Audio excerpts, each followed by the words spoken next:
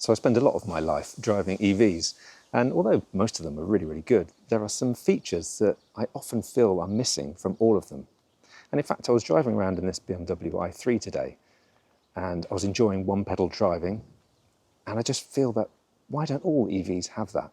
So that got me thinking, if I could build my perfect EV, what would it have? It's at this point that a few petrol heads watching this are going to say, a combustion engine. So put that in the comments, I'll wait. But for everyone else, what do you think the perfect EV should have? So a bit like fantasy football, here's my list of all of the features that I would want to see in one EV.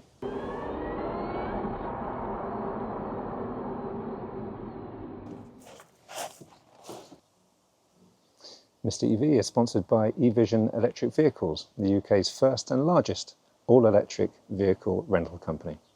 Okay, let's forget about all the obvious stuff. I would want an EV that doesn't cost a fortune, that has a good turning circle, that looks as good as an Ioniq 5 or a Polestar, that has proper buttons for climate control, fits in a normal parking space, and has stalks. But that's all subjective. Let's talk about the juicy stuff, the EV-specific specs. So, one-pedal driving. Now, I love this, and I don't know why all EVs don't have the option. With one-pedal driving, you just drive around using the throttle. You barely have to touch the brake. And I think this makes for a more responsive drive. And the other benefit is, of course, you're hardly using the brake pedal, which means that you're not using the brake pads. And it means that the brake pads can last ages in EVs. And in fact, because brake pads aren't used very much, sometimes they can seize up. So it's a good idea just to do an emergency brake now and again, somewhere safe, obviously, just to get rid of any rust on your brakes. Some EVs have one-pedal driving as the only option you've got, like in the BMW i3 I'm sat in at the moment. With some, it's the default option. So in Teslas, it's the default. And some, like Kia or Hyundai, they have it as an option called iPedal. Now, it's not for everyone. It can be a bit vomit-inducing, actually, for passengers if you're enjoying it a little bit too much, because it's a bit stop and start like that. But I love having it as an option. And that brings me on to adjustable regenerative braking. A lot of EVs, like our old Leaf and Peugeots, Volkswagens, Skodas, they have two drive modes. You've got D and B. D is a normal driving. B has a bit of regenerative braking. If you don't know what that is, it just means that when you lift your foot off the throttle, you start to slow down a bit. It's exactly what I was talking about earlier. One pedal driving is just very, very harsh regenerative braking. Now, when you do take your foot off the throttle, the car slows down and it recharges the battery.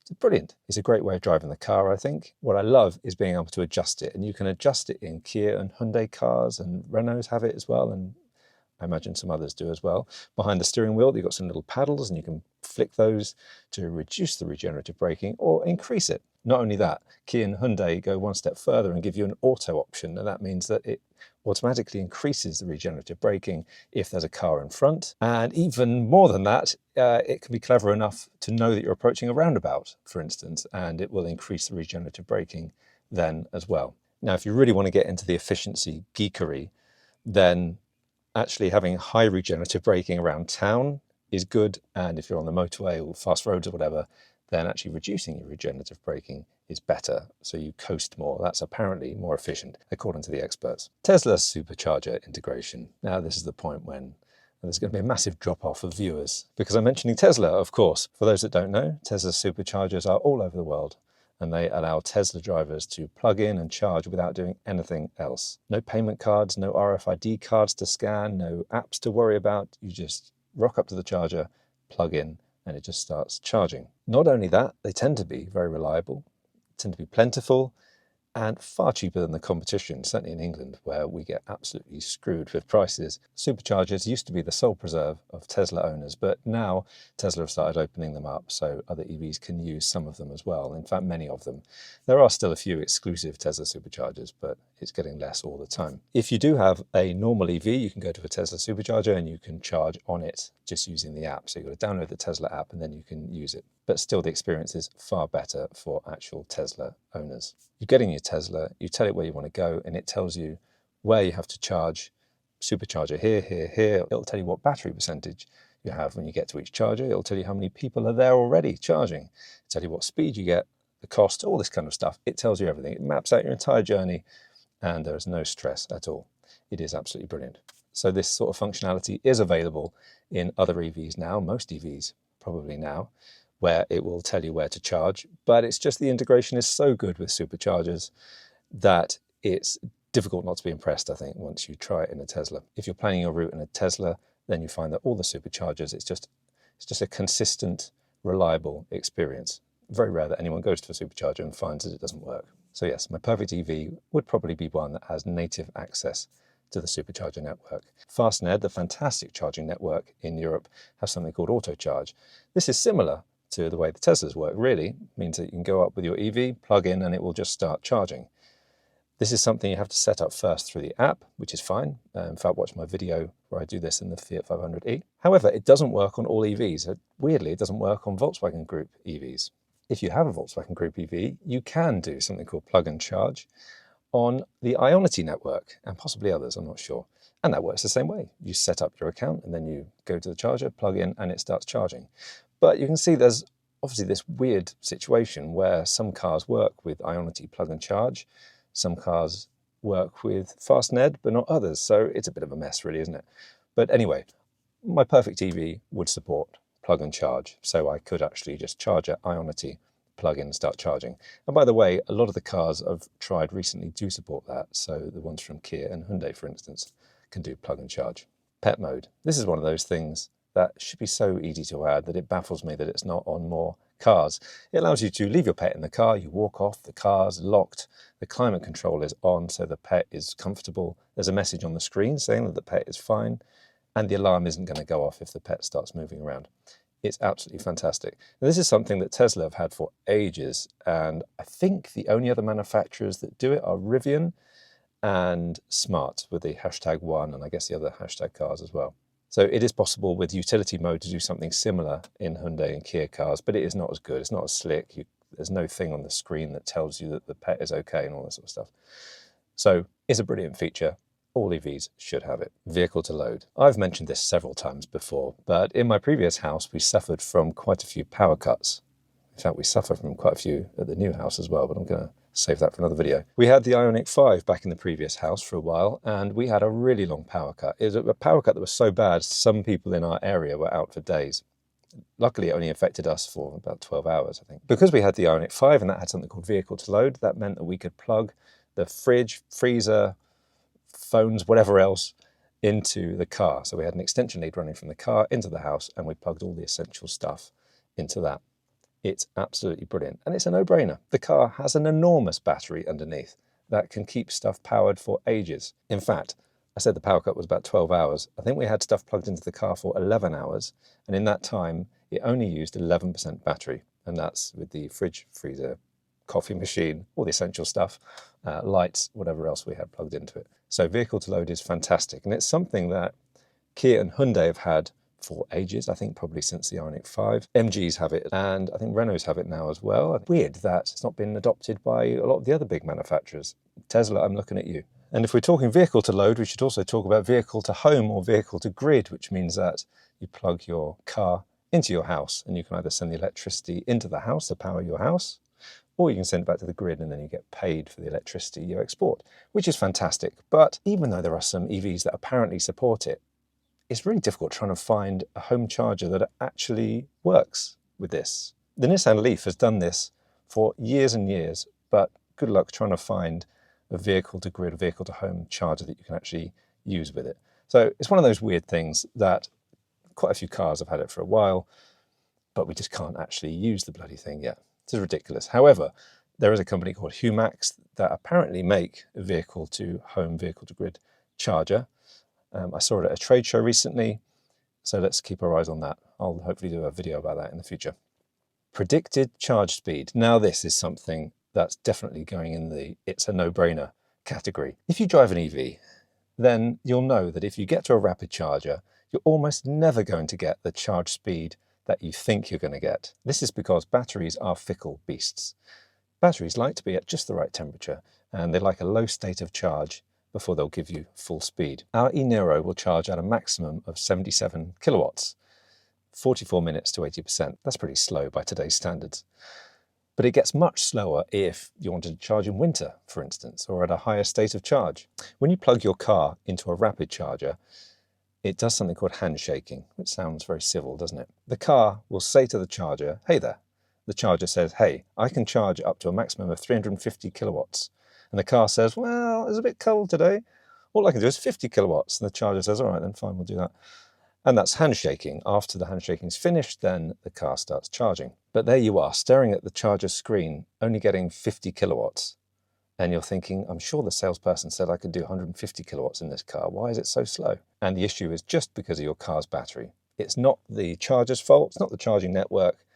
They're the ones that get the brunt of the blame, but it's not. It's the car's battery. Anyway, long story short, your car knows what charge speed it can get, but they just don't tell you. Apart from Volkswagen Group cars, and I think it's just them, but I might be wrong. Let me know in the comments. In Volkswagens, Skodas, and others, I'm sure, you can see on the screen what charge speed you're going to get, or the charge speed you're likely to get anyway. So it'll tell you the speed you're likely to get now, and it'll tell you the speed that you're likely to get if you precondition the battery. So if the battery gets heated up a little bit, because batteries like to be quite warm. And it's absolutely fantastic. Again, what a brilliant idea. So by seeing this information, you know what charge speed you're likely to get when you get to a charger, and you don't have to call the charging network saying that their chargers are crap. It's a win all around.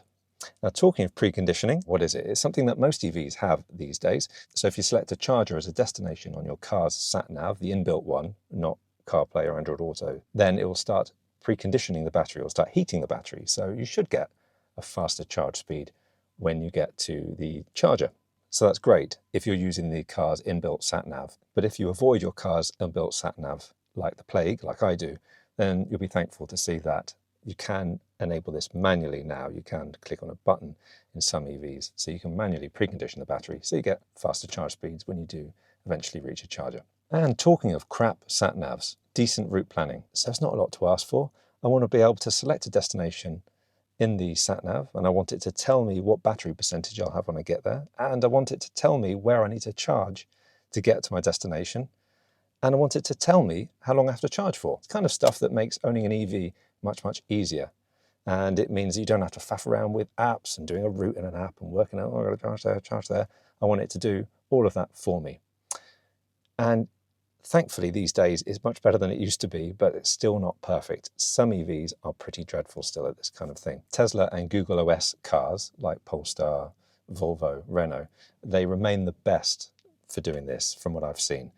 They tend to be quite accurate in predicting what battery you're going to have because they take into account the weather, the traffic, how hilly the route is. They also tend to be quite conservative. So once I get to a destination, I've always got more battery than it said I was going to have, because generally you're not doing full speed on the motorway, certainly not in England, you're not. So that's fantastic, and it just gives you complete peace of mind, I think. And while I'm on the subject of sat-navs, let's talk about decent CarPlay and Android Auto integration, which is something that I've seen in the Google OS cars more than anything else. Weird, really, that the Google operating system cars tend to be very good with CarPlay. So when I've got CarPlay going, normally with Apple Maps, I like having it on the big screen, and I like having it on the binnacle.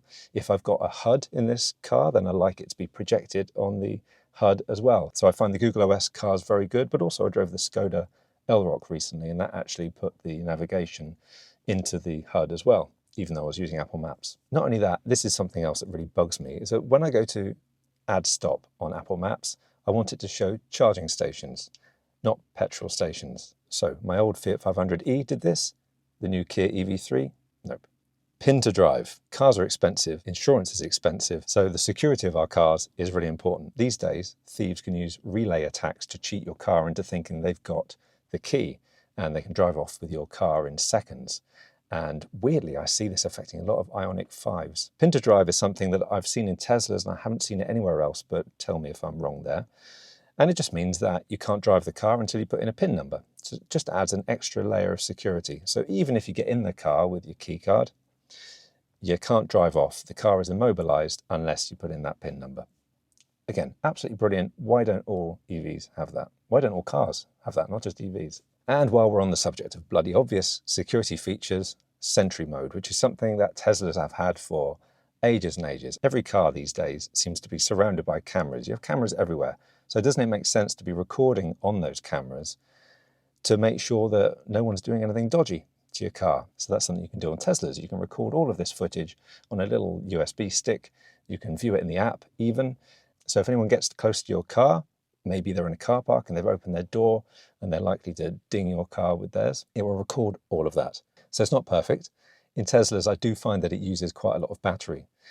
So it means that if you're parked up somewhere and you leave the car overnight with Sentry Mode on, you will come back to the car with less battery than you expected. So I think it's like 3%, 4%, something like that overnight that it'll use up. So it does mean that if anyone scratches Elon sucks on the side of your Tesla, at least you've recorded the bugger. 800-volt architecture. Now, sorry, I'm going to get a little bit geeky here. I'm not going to get too technical with this, but 800-volt architecture generally means that you get faster charging speed. So my old Ioniq 5 charged up to 80% in 18 minutes, which is incredibly fast. In fact, a bit too quick, because I found that the car was ready before I was when I was doing my road trips down to Italy. Now, it is possible for a 400-volt car to charge also very quickly, but heat loss is higher, it's less efficient, the charge cable needs to be thicker.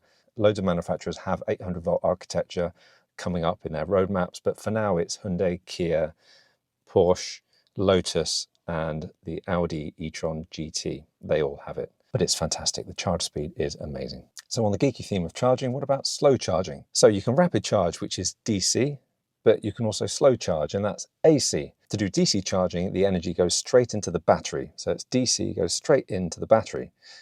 However, if you're charging on a slow AC charger, then the car has to convert that AC into DC to charge the battery. So that's how it works. And this is called an onboard charger. Most onboard chargers are 7 kilowatts or 11 kilowatts if it supports 3-phase, but some EVs do 22 kilowatts. And the Renault has led the way with this. Like their Zoe, which is years and years old, did 22 kilowatts from the start. In fact, it did 43 kilowatts. Now, the advantage to this is that slow chargers are everywhere. They're much cheaper to install than rapid chargers, and you still get a decent charge out of a 22 kilowatt charger. So it's excellent, because if your car charges at 22 kilowatts, you can take advantage of what is normally a cheaper charge, more chargers available, and it means that you can park your car in a car park for just a few hours, really, and you'll end up with an almost full battery. So it's absolutely fantastic. I tested the Renault Megane that had it, the Renault Scenic had it. So it tends to be the Renaults that have it, but a few other cars have it as well as options. Now, if you're planning to go into mainland Europe, then having faster AC charging is definite bonus, because they have so many chargers out there that do up to 22 kilowatts. So I would recommend, if you can get it, I would recommend you do. Next up, software updates. My phone does it. My computer does it, so why not the car? I love the idea of my car always being up to date. If I want to update my Kia e-Niro, it's 5 years old, so it's an old car. If I want to update that, I have to download a file off the internet, put it on a USB stick, I've got to put it in there, and it takes absolutely ages.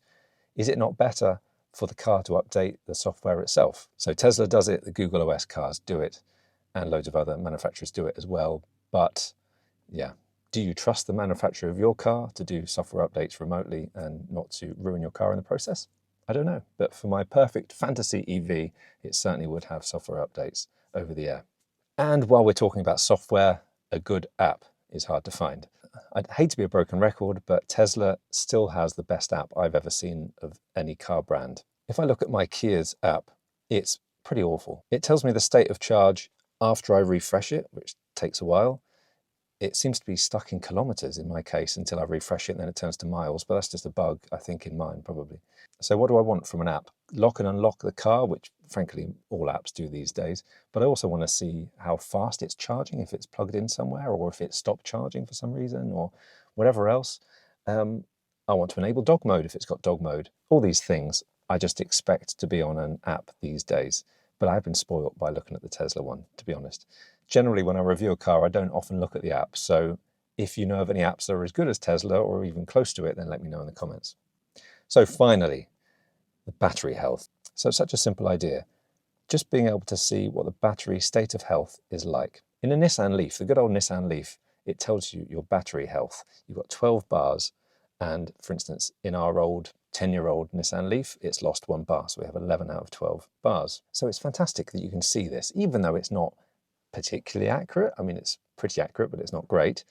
but at least you've got a rough idea of how good the battery health is. And of course, that determines how much range you get as well.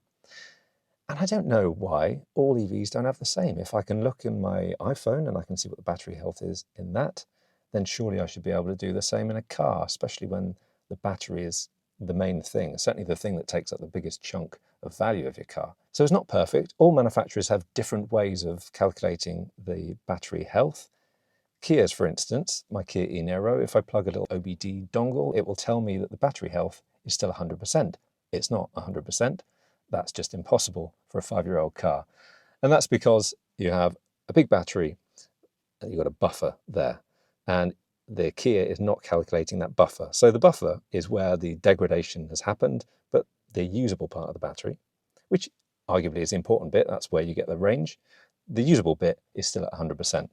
It does mean that the car still has exactly the same range now as it did when new, but the actual battery health isn't at 100%, so that's a bit misleading. So it would be good if there was some kind of industry standard for showing battery health. And I just think all cars should have it. Also because it would be good for warranty claims.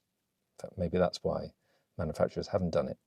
But these days, batteries last far longer than anyone ever thought that they would. So really, it's not an issue. So my perfect EV would definitely have the battery health shown on there. That's the list. Have I forgotten anything? Maybe a frunk or some way of storing the charging cable in a good way. The Skoda Elroq actually has a really good little net just under the parcel shelf for storing the cable, so that's really good. Do you already have what you would consider a perfect EV? Hello, Tesla owners. Or is there anything that you would like to see added? Let me know in the comments, and thank you very much for watching this video. Please press the subscribe button and the bell icon to be notified of other videos, and I'll be back very soon. Bye for now.